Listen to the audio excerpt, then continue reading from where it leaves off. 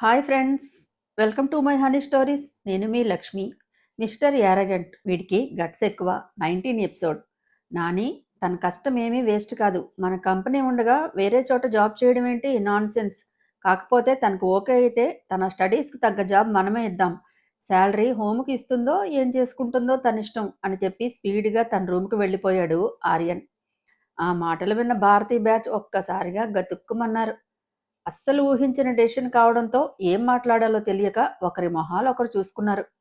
హరి, నీకిష్టమేననుకుంటా కంపెనీకి రావడం అన్నాడు సురేంద్ర. అది మావయ్య, కంపెనీ అంటే అంటూ నసిగింది హారిక. తన లైఫ్ యాంబిషన్ లెక్చరర్ అవ్వాలని, మన కంపెనీకి వచ్చి ఏం చేస్తుంది, తనని ఆ పోస్ట్కే వెళ్ళనివ్వండి అంటూ కావాలనే అడ్డుపొల్ల వేసింది భారతి. నిజమే బావా, చెల్లాయి చెప్పింది కరెక్టే. ఇష్టం లేని వర్క్ చేయాలంటే పాపం తనకి ఇబ్బందే కదా అంటూ భారత్కి వంత పాడాడు అశోక్. అశోక్, ఏం మాట్లాడుతున్నావు? తనకేమీ ఇబ్బంది ఉండదు. అన్నీ అందరూ పుడుతూనే నేర్చుకోరు. ఇప్పటికే మీడియాలో నానా కోతలు కూశారు. ఇప్పుడు తను వేరే చోట జాబ్ చేస్తే వాళ్ళు మాట్లాడిన మాటలకు, రాసిన రాతలకు మనం మనమే బలం చేకూర్చినట్టు అవుతుంది. మళ్ళీ మనం ఎదుటి వాళ్ళ నోళ్లలో నాణాలని అనుకోవడం లేదు నేను అంటూ కోపంగా అక్కడి నుంచి వెళ్ళిపోయాడు సురేంద్ర.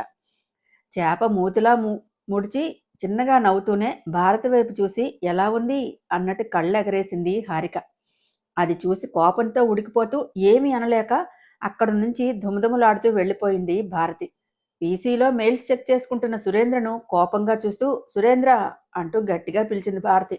చాలా రోజుల తర్వాత తన పేరుతో పిలవడంతో తలెత్తి చూసిన సురేంద్ర, ఏంటోయ్ చాలా రోజుల తర్వాత పేరుతో పిలుస్తున్నావు అని అడిగాడు. మీరు ఈ మధ్య ఏ డెసిషన్ తీసుకున్నా నా ఒపీనియన్ అడగడం లేదు. నాకు ఈ ఇంట్లో గౌరవం లేకుండా చేస్తున్నారు కసిగా అంది భారతి. ఇప్పుడు ఏమైంది అలా పెద్ద పెద్ద మాటలు మాట్లాడుతున్నావు అన్నాడు సురేంద్ర ప్రశాంతంగా. ఇంకా ఏం జరగాలి, జరుగుతున్నది కనిపించడం లేదా అంటూ కోపంతో బుసలు కొట్టింది భారతి. హరి ఆఫీస్కి రావడం నీకు ఇష్టం లేదా అని నేరుగా అడిగాడు సురేంద్ర. లేదు అంటూ బాణంలా దూసుకొచ్చింది ఆమె సమాధానం. వై అంటూ మొహం చిట్లించాడు. అవన్నీ అనవసరం, తను రాకూడదు అంతే అంతంగా అంది భారతి. సరే పెదబాబుకు చెప్పు ఇదే విషయాన్ని అన్నాడు సురేంద్ర కూల్గా. అప్పటి వరకు సెన్స్ కోల్పోయి అరుస్తున్న భారతి సురేంద్ర ఆ మాట అనగానే గతుక్కుమంది. నేనా, నేనెలా చెప్తాను అంటూ తడబడింది. నీకు నచ్చకపోతే చెప్పడమే, దట్స్ ఇట్ అని చెప్పి మళ్ళీ తన వర్క్లో లీనమైపోయాడు సురేంద్ర. అతని వైపు కోపంగా చూస్తూ బాల్కనీలోకి వెళ్ళింది భారతి. హరి, ఒకసారి నా రూమ్కి రా అని పిలిచింది శాంతమ్మ. పాలు తీసుకుని హారిక ఆమె వెనకాలే వెళ్ళింది.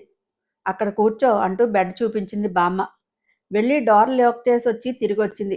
తల వంచుకొని కూర్చుని చేతులు పిసుక్కుంటున్న హారిక దగ్గరకు వెళ్ళిన బామ్మ ఆమె గడ్డం కింద వేలితో పట్టుకుని ముఖాన్ని పైకెత్తింది. కళ్ళ నిండా నీళ్లు ఊరుతున్న హారికను చూసి ఏం జరిగిందిరా అని లాలనగా అడిగింది బామ్మ. బామ్మ నడుం చుట్టూ చేతులు బిగించి పట్టుకొని ఆమె పొట్టలో ముఖం దాచుకుని అమ్మమ్మ అంటూ ఒక్కసారిగా బోరుని ఏడ్చేసింది. వెక్కి వెక్కి ఏడుస్తుంటే వెన్ను నిమురుతూ ఉండిపోయింది ఏమీ మాట్లాడకుండా బామ్మ. హారిక ఏడుపు ఉధృతి తగ్గంత వరకు అలాగే ఓపిగ్గా ఉంది. ఏడుస్తున్న హారిక వెన్ను నిమురుతూ ఇలా ఏడ్చి నీ మనోనిబ్బరాన్ని కోల్పోతావే నెమ్మదిగా అంది బామ్మ. ఒంటరిని అనే ఫీలింగ్ వస్తోంది అమ్మమ్మ, అలా ఎప్పుడూ అనిపించలేదు వెక్కుతూ అంది హారిక. పెదబాబు ఏమైనా అన్నాడా అని ప్రశ్నించింది. ఊహు అంటూ తల అడ్డంగా ఊపింది. మరి మీ ఇద్దరి మధ్య ఈ కోల్డ్ వార్ ఏంటి అసలు?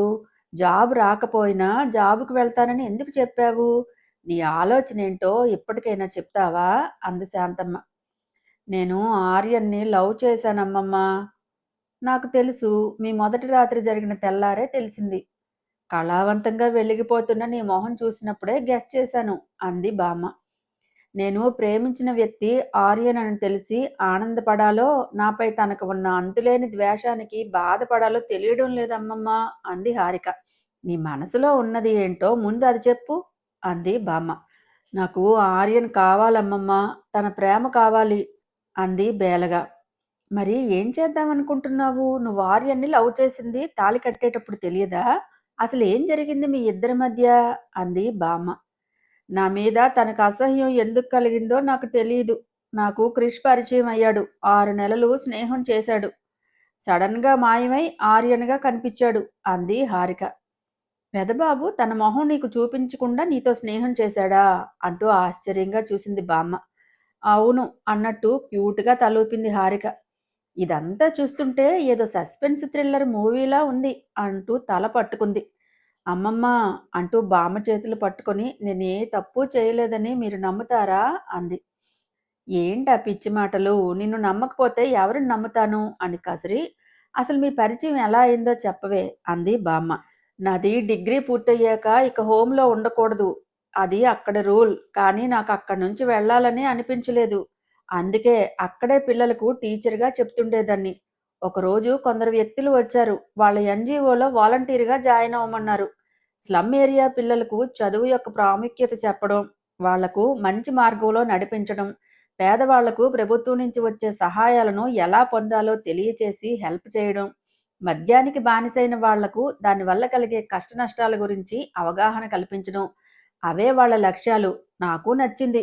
మదర్ కూడా సరే అనడంతో వాళ్లతో కలిసి ఉండేందుకు నాకు కూడా రూమ్ ఇచ్చారు. కాలేజీకి వెళ్తూనే వాళ్ళ వర్క్ కూడా చేయొచ్చని చెప్పారు. ఎందుకంటే స్లమ్ ఏరియాలో ఉండేవాళ్ళు పని పాటలకు వెళ్ళి ఈవినింగ్ వస్తారు కదా! అందుకే నేను జాయిన్ అయిన 3 నెలల తర్వాత ఒక స్లమ్ ఏరియాకి వెళ్ళాం. అక్కడ పిల్లల దగ్గర డబ్బు ఎక్కువగా ఉండడం నేను గమనించాను. వాళ్ళని కాస్త బెదిరించడంతో భయపడి వాళ్ళు నిజం చెప్పేశారు. పిల్లలు బిచ్చం అడుగుతున్నట్లు నాటకం ఆడించి వాళ్ళ ద్వారా గంజాయి, డ్రగ్స్ లాంటి మత్తు పదార్థాలను సరఫరా చేయిస్తున్నారని తెలిసింది. బెగ్గింగ్ ముసుగులో ఇదంతా చేయిస్తుండటంతో పోలీసుల నుంచి ఈజీగా తప్పించుకోవచ్చని వాళ్ళ ప్లాన్. పైగా మైనర్ పిల్లలైతే కేసు అవ్వకుండా కౌన్సిలింగ్ ఇచ్చి వదిలేస్తారని వాళ్ళ నమ్మకం. పిల్లలు చెప్పాక నాకు మైండ్ పనిచేయలేదు. వాళ్ళని నాకు చూపించమని అడిగాను. వాళ్ళు సరే అనడంతో మా టీమును వెనక్కి పంపించి నేను పిల్లలతో కలిసి వెళ్ళాను. ఆ గ్యాంగ్ వాళ్ళు వచ్చి పిల్లలకు డ్రగ్స్ ఇస్తుండగానే ఒక్కసారిగా పోలీసులు చుట్టుముట్టారు. మెయిన్ లీడర్ ఎస్కేప్ అయ్యాడు. మిగిలిన వాళ్ళు దొరికిపోయారు. ఆ ఏరియా ఎస్ఐ నిజాయితీ వల్ల ఆ పిల్లలకు మంచే జరిగింది. కొన్నాళ్లకు ఆ విషయాన్ని మర్చిపోయాను. కానీ ఒకరోజు వర్క్ ముగించుకొని వస్తుంటే సడన్ గా కొందరు దారి కాచి నాపై అటాక్ చేశారు. వాళ్ళ దందా ఆపించారన్న కోపంతో నన్ను చంపడానికి వచ్చినట్టున్నారు. అప్పుడే వచ్చాడు మీ పెదబాబు. మొహానికి మాస్క్ వేసుకొని, ముఖం కనిపించకుండా హుడీ వేసుకొని మూవీలో క్రిష్లా ఎంట్రీ ఇచ్చాడు. ఆ రౌడీల్ని చితక్కొట్టి నన్ను సేవ్ చేశారు సార్ గారు. అలా మా మధ్య పరిచయం ప్రేమగా మారింది.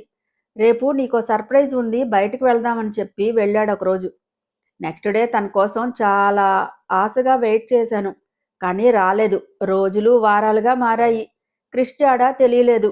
నా వల్ల తను ఏదైనా డేంజర్లో పడ్డాడేమోనని భయం పట్టుకుంది. ప్రతిరోజు తన కోసం ఎదురు చూస్తూనే ఉన్నాను. కానీ కనిపించలేదు. పేరు తెలియదు, ఫోన్ నెంబర్ తెలియదు, మొహం ఎలా ఉంటుందో కూడా తెలియదు. మీ ఫ్యాక్టరీలో కూడా అదే ప్రాసెస్లోనే సమస్యలు సృష్టించి మూయించాను. దాన్ని తన మీద ద్వేషంగా మార్చుకొని నా మెడలో తాళి కట్టాడని అనుకున్నాను. కానీ అసలు కారణం అది కాదని తెలిసింది అంది హారిక. పెదబాబు ఇంత చేశాడా? నీకు సర్ప్రైజ్ అని చెప్పిన డేట్ గుర్తుందా అని అడిగింది శాంతమ్మ. అంటూ ఆ డేట్ చెప్పింది హారిక. ఆ డేట్కి ఆర్యన్ యూఎస్ వెళ్ళాడమ్మా. అక్కడ బ్రాంచ్లో ఏదో ప్రాబ్లం వచ్చిందని నెల పైగానే అక్కడే ఉండిపోయాడు. అందుకే నిన్ను కలవడానికి రాలేదు. కానీ వచ్చిన తర్వాతైనా కలవాలి కదా! అలా కలవలేదంటే ఏదో బలమైన రీజన్ ఉంది. అదేంటో తెలుసుకో. నీ ప్రేమని నువ్వు దక్కించుకో. నీ కంట కన్నీరు కార్చి నీ మనోనిబ్బరాన్ని కోల్పోకు హరి. పెదబాబు ప్రేమ ఎంత మధురమో అతని ద్వేషం అంతకంటే భయానకం. ఆ ద్వేషానికి కారణమైన మూలాలను వెతుకు. నీ హక్కుని నువ్వు సాధించుకో. ఇంకోసారి పిరికిదానిలా బ్యాక్ స్టెప్ వేయకు. నీకు నేనున్నాను. తల్లిదండ్రులు, అమ్మమ్మ అన్నీ నేనే, సరేనా అంటూ ధైర్యాన్ని నూరిపోసింది శాంతమ్మ. ఆవిడ్ని గట్టిగా హత్తుకొని థ్యాంక్ యూ అమ్మమ్మ అంది కన్నీళ్లతో హారిక. ఏది జరిగినా పెదబాబుని వదలకు. నాకు మాట ఇచ్చావు, గుర్తుపెట్టుకో. వెళ్ళు, వెళ్ళి నీ మొగుడితో ఒక ఆట ఆడుకోపో అంది బామ్మ నవ్వుతూ. మా మంచి అమ్మమ్మ అంటూ ఆమె బొగ్గపై గట్టిగా ముద్దు పెట్టి ఆర్యన్ మహాజన్ వస్తున్నాడు కాసుకో అంటూ నవ్వింది హారిక. జాగ్రత్త వెళ్ళు అంది బామ్మ. గుడ్ నైట్ అమ్మమ్మ అంటూ అక్కడి నుంచి వెళ్ళిపోయింది. హారిక చేసే అల్లరి వినిపించకుండా ఉండేందుకు బెడ్పై ల్యాప్టాప్ పెట్టుకుని చెవులకు హెడ్ ఫోన్స్ పెట్టుకుని చాలా పగడ్బందీగా కూర్చున్నాడు ఆర్యన్. ఇంతలో వాటర్ బాటిల్ చేతిలో పట్టుకుని ఎంటర్ అయింది. డోర్ లాక్ చేసి కళ్ళను చిట్లించి ఆర్యన్ వైపు చూసింది హారిక. ఇదేదో మన నుంచి సేవ్ అయ్యే ప్రాసెస్లా ఉందే అనుకుంది. ఉండు నీ చెప్తా నీ సంగతి. డ్రెస్ తీసి పడేస్తావు కదా అనుకుని వయ్యారంగా నడుచుకుంటూ వచ్చి వాటర్ బాటిల్ పక్కన పెట్టింది. 6 అడుగులు ఉంటాడా, 7 అడుగులు వేస్తాడు, ఏమడిగినా ఇచ్చేస్తాడు అంటూ సాంగ్ సింగుతూ ఆర్యన్ వైపు చూసింది. వెంటనే పాట మార్చి, 6 అడుగులున్నాడు, 3 ముళ్ళు వేశాడు, ముద్దడిగితే మొహం మార్చేస్తాడు అంటూ పాడింది. దీనికి బాగా గోరోజనం ఎక్కువైంది. దీని గాండ్ర గొంతుతో పాట ఒకటి గాడిది కూసినట్లు అని మనసులో తిట్టుకున్నాడు ఆర్యన్. అతని మొహంలో కనిపించిన ఎక్స్ప్రెషన్ గమనించి, ఓహో వింటున్నాడా, నోట్లో తిట్టుకోవడం ఎందుకో, పైకే తిట్టొచ్చు కదా అంది మూతి 3 వంకర్లు తిప్పుతూ. అది విని ఆర్యన్ వెంటనే సర్దుకొని సీరియస్గా ల్యాప్టాప్ చూస్తున్నట్లు నటించాడు. మరీ గుడ్లు దానికి రాసివ్వనవసరం లేదు, మాకు ఇవ్వచ్చు, ఏం పులుసు వండుకొని తినం అంటూ మళ్ళీ రెచ్చగొట్టింది హారిక. స్టార్ట్ చేసిందిరా దేవుడా అనుకుంటూ మరింత సర్దుకొని హెడ్సెట్ సెట్ చేసుకున్నాడు మరొకసారి ఆర్యన్. ఫోను గెలుకుతూ, హా దొరికింది, లకలక చంద్రముఖి అక్క, మనం డ్యాన్స్ చేసుకుందామే, వాళ్ళు పీసీతో రొమాన్స్ చేసుకుంటారు అంటూ తనలో తానే మాట్లాడుకుంటూ, అవును ఎక్కడ చేస్తే బాగుంటుంది, హాల్లో చేద్దామా, చా అమ్మమ్మ డిస్టర్బ్ అవుతుంది, మరి ఎక్కడ చేద్దామక్క, ఆ టెర్రస్సు వెన్నెల కూడా బాగుంది, చల్లని గాలి మనసును రంజింపజేస్తుంది, చలో టెర్రస్ మీదకి పోదాం అంటూ చీర చెంగు ఎగరేస్తూ లలలా అంటూ గెంతుకుంటూ వెళ్ళింది. డోర్ తీసుకొని అడుగు బయట పెట్టబోతుండగా, ఆగు అంటూ అరిచాడు ఆర్యన్. ఎవరది అంటూ స్లో మోషన్లో హెడ్ టర్న్ చేసింది హారిక. ఎక్కడికే ఎగురుకుంటూ వెళ్తున్నావు అని ప్రశ్నించాడు. పిల్లగాలి ఒళ్ళంతా తడిమి అల్లరి చేస్తోంది, అందుకే అలా అలా టెర్రస్ మీదకి వెళ్ళి నాట్యభంగిమ పెట్టి కాసేపు ఆడుకుందాం మా అక్కతో అంటూ ఇకిలించింది. టెర్రస్ మీద ఈ టైంలో నువ్వు కుప్పిగంతులు వేస్తే చుట్టుపక్కల కొంపల వాళ్ళు దెయ్యం అనుకుని గుండాకి చేస్తారు అన్నాడు ఆర్యన్. చస్తే చావని, అది వాళ్ళ ప్రాబ్లం అని రెక్లెస్గా అంది. మా పరువు తీస్తే గాని నీకు తృప్తిగా ఉండదా అన్నాడు విసుగ్గా. హలో మహాజన్, నేను మీ పరువుని సేవ్ చేశాను, తీయాలంటే చిటిక వేసినంత పని, నోరుందని ఓ కుయ్యకు కోతలు మాకు వచ్చమ్మా అంటూ గీరగా చూసింది. ఏయ్ మూసుకుని పడుకో, అర్ధరాత్రి అంకమ్మ శివాలెత్తినట్టు అని కసిరాడు. నేను డ్యాన్స్ చేస్తా, నా మనసు బాగాలేనప్పుడు అది నీకు తెలుసు, సో తమరు మూసుకొని బజ్జోండి బాయ్ అంటూ వెళ్ళబోతుంటే గబాలున బెడ్ దిగి ఆమెకు అడ్డంగా నిలబడి ఎక్కడికే అన్నాడు ఆర్యన్. హారిక వేలితో పైకి చూపించింది. ఇప్పుడు నీ మనసుకొచ్చిన రోగం ఏంటి అంటూ మొహం మార్చుకున్నాడు. అబ్బబ్బా, ఏమీ ఎరగనట్టు ఎంత స్వీట్గా అడిగాడండి. విన్నారా పురప్రజలారా, గిల్లి నొప్పి పుట్టిందా అన్నట్టు అడుగుతున్నాడు. సరే సరే అరిచి చావకు, నువ్వు డ్యాన్స్ చేయాలి అంతే కదా, పద ప్లేస్ చూపిస్తా అన్నాడు ఆర్యన్. నిజంగా అంటూ మెరిసే కళ్ళతో అడిగింది హారిక. ఒప్పుకున్న పెళ్లికి వాయించక తప్పుతుందా, కట్టుకున్న కర్మకి పద అన్నాడు ఆర్యన్. ఎక్కడికి అంది యాసగా. ఆ ఏట్లోకి. ఓ అవునా, నాకు స్విమ్మింగ్ రాదు, యూ క్యారీ ఆన్. నీకు బాగా బలిసిందే, నీ బలుపుతో పోల్చుకుంటే మాదెంత బాబు, ఆవగింజలో అరపాతికంత. ఓ గాడ్ అంటూ ఇరిటేట్ అయ్యాడు ఆర్యన్. నువ్వింత బాధపడుతూ ఏమీ చేయనవసరం లేదు, వెళ్ళి ల్యాపీతో లవ్ ముచ్చట్లాడుకో అంది మూతి విరుస్తూ. నీ మూతి విరుపు లాపి పద అంటూ ముందుకు నడిచాడు ఆర్యన్. వెనక చిన్న చిన్న స్టెప్స్ వేస్తూ వెళ్ళింది. కోపంతో వెళ్ళిపోయి వాటర్ మర్చిపోయి వాటర్ కోసమని బయటికి వచ్చింది భారతి. హుషారుగా స్టెప్స్ వేస్తూ వెళ్ళటం ఆవిడ కళ్ళలో పడనే పడింది. ఇదేంటి, ఇది ఆనందంగా ఎగురుతూ పెదబాబు వెనకాల తోకలా వెళ్తోంది, పెదబాబు ఎక్కడికి వెళ్తున్నాడు అసలు అనుకొని పిల్లల వెనక నక్కుతూ వెళ్ళింది భారతి. ఇద్దరూ జిమ్ రూమ్ వైపు వెళ్లారు. ఈ టైంలో జిమ్ రూమ్లో వీళ్ళకి పనేంటి అని వారగా వంగి చూసింది. లోపల ఉన్న జిమ్ ఎక్విప్మెంట్స్ చూసి కళ్ళు పెద్దగా చేసి చూస్తూనే, వీటితోనేనా నీ బాడీని ఇంతలా పెంచావు, ఈ బాడీతో ఎవరిని పడేద్దామని అంటూ కోపంగా ముందుకు వచ్చింది హారిక.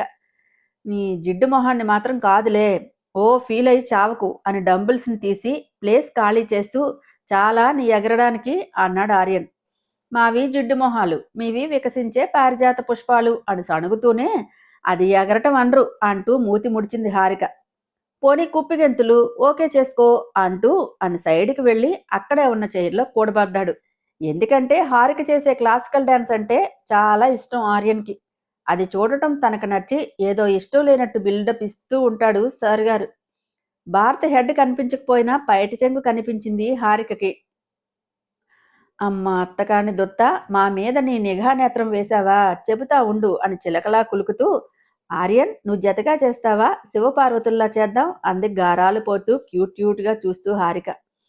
వామ్మో ఏం కులుకుతుంది వయ్యారాలు పోతూ, ఇది దీని వగలతో పెదబాబును బుట్టలో పడేసేలా ఉంది, అన్నయ్య అన్నట్లు ఉప్పు కారం తినే బాడీ ఎన్నాళ్ళు ఓపికంటాడు అనుకుని హారికను చూసి కుళ్ళుకి చచ్చింది భారతి. ఏయ్ చేసుకుంటావో ఏం చేస్తావో నీ ఇష్టం, నన్ను డిస్టర్బ్ చేస్తే మాత్రం తోలు తీసేస్తాను అని కసిరాడు. అది అలా గట్టిగా ఉండు నాన్న, దీని మాయలో అస్సలు పడకు అనుకుంది భారతి. ఓకే అని వెళ్ళి డోర్ దబేల్ని వేసి లాక్ పెట్టి వచ్చింది హారిక. ఏయ్ డోర్ వేసేవెందుకు అన్నాడు ఆర్యన్. అంటే సౌండ్ బయటికెళ్తే ఇంట్లో ఎవరైనా లేస్తారని అని చెంగుని దులిపి నడుము చుట్టూ దోపి చీర కుచ్చులను కొద్దిగా దోపుకుంది. నటరాజుకు ప్రణామం చెల్లించి చిన్నగా మొదలుపెట్టి తనలో రేగిన బాధ, ఆవేదన అంతా దేవదేవుడికి నివేదన చేస్తున్నట్టుగా నాట్యం చేస్తూ అలుపే ఎరగకుండా దాదాపు 2 గంటలు చేసింది. ఫోన్లో పాట పెట్టుకుని పదే పదే రిపీట్ అవుతోంది ఆ సాంగ్. కనురెప్ప వాలిస్తే సుందర దృశ్యం ఎక్కడ కనుమరుగవుతుందో అన్నట్లు శ్వాస కూడా తీసుకోకుండా మైమర్చి చూశాడు అదో రకమైన అనిర్వచనీయమైన స్థితిలోకి వెళ్ళిపోయిన ఆర్యన్. ఒళ్ళంతా చెమటలు పట్టేసి తడిసి ముద్దైన హారిక లాస్ట్ మూమెంట్ నెమ్మదిగా కిందకి దిగినట్టుగా దిగి నాట్యం ముగించింది. కళ్ళల్లో నీరు ఊరగా లేచి గట్టిగా క్లాప్స్ కొడుతూ ఉద్వేగానికి లోనయ్యాడు ఆర్యన్. చీర చెంగితో మొహానికి పట్టిన చెమటను తుడుచుకుంటూ థ్యాంక్ యూ క్రిష్ అని మెరిసే కళ్ళతో అంది హారిక. హాయ్ ఫ్రెండ్స్, నా ఛానల్ నచ్చితే కనుక లైక్ చేయటం, షేర్ చేయటం, సబ్స్క్రైబ్ చేసుకోవటం మర్చిపోకండి. ఒక మంచి మెసేజ్ని పాస్ చేస్తూ నెక్స్ట్ అప్డేట్ కోసం వెయిట్ చేస్తూ ఉండండి.